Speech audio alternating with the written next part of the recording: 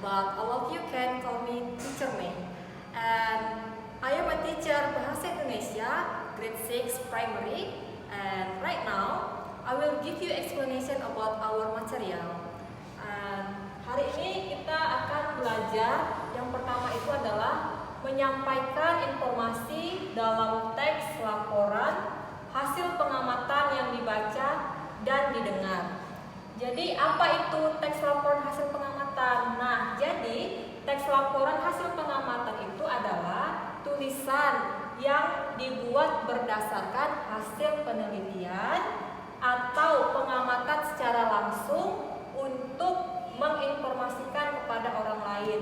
Nah, contohnya itu seperti apa, teacher? Jadi contohnya itu seperti ini. Pasti kita pernah kan pergi ke museum ataupun mungkin ke kebun binatang. Nah, ketika kita pergi ke kebun binatang, pasti di situ kita akan melihat di sekitar kita apa saja yang ada di sana, kemudian aktivitas apa saja yang ada di sana. Nah, jadi ketika kita pergi ke kebun binatang, kita akan bisa melihat objek yang ada di sekitar. Kira-kira di sana apa saja objeknya? Pasti di sana ada hewannya. Kemudian pasti di sana ada tumbuh-tumbuhan. Kemudian ada juga orang-orang yang berkunjung, ya kan? Benar? Kemudian kegiatan yang ada di sekitar.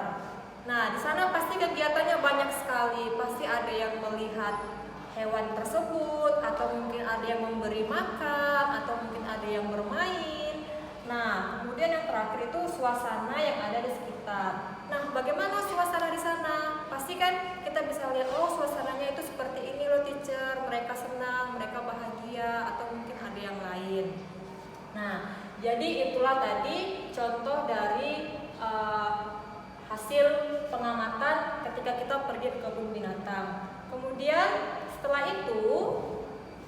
setelah kita mengamati di kebun binatang itu, maka kita bisa menyampaikan informasi tersebut kepada orang lain dengan cara membuat laporan hasil pengamatan. Nah, di laporan hasil pengamatan itu apa-apa saja isinya. Yang pertama itu pastinya ada nama kegiatan. Nah, nama kegiatannya itu seperti apa? Contohnya kita pergi ke kebun binatang melakukan pengamatan, pasti di situ namanya adalah kegiatannya mengamati hewan-hewan yang ada di kebun binatang. Lokasinya di mana? Lokasinya bisa jadi di kebun binatang di Jambi. Waktunya kapan? Kapan kita pergi ke sana? Misalnya nih, kita perginya hari Kamis tanggal 16 Juli 2020. Kemudian objeknya apa? Objeknya pasti hewan-hewan yang ada di kebun binatang. Lalu setelah itu kita bisa membuat hasil pengamatannya. Jadi teacher harap penjelasan teacher ini bisa dimengerti, dan teacher akan memberikan sedikit tugas yang akan kalian kerjakan.